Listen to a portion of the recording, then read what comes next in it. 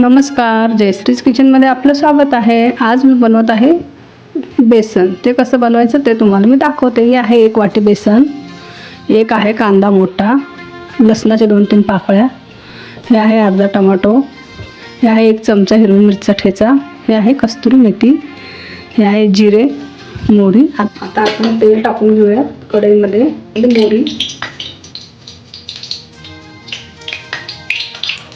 त्याच्यात टाकूया थोडेसे जिरे. आपण टाकणार आहोत लसूण, हे आहे कांदा. कांदा ब्राऊन झालेला आहे. आता आपण याच्यामध्ये टाकत आहोत टोमॅटो, त्याच्यामध्ये हिरव्या मिरचीचा ठेचा,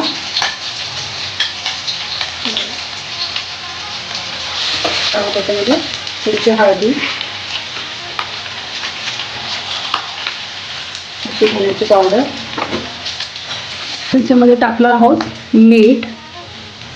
याच्यामध्ये टाकून घेऊयात थोडं बेसनचं पीठ. हे छानसं भाजून घेऊयात आपण.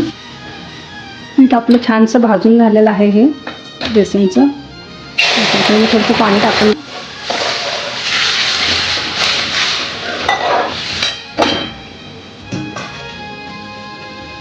हे आहे कस्तुरी मेथी. याच्यामध्ये आपण बेसन पण म्हणू शकतो, झुणका पण म्हणू शकतो, पिठलं पण म्हणू शकतो. पिळत आहे हे अर्धा लिंबू.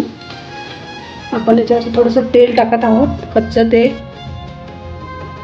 हे आहे कांदा फोडून घेते, हे पाहू शकता तुम्ही.